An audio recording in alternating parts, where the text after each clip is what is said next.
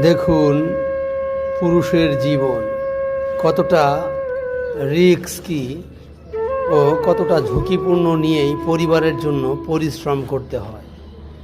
সেই পরিবারই যদি ভুল বোঝে, কষ্ট দেয়, তাহলে এই দুঃখ দেওয়ার জায়গা থাকে কোথায়?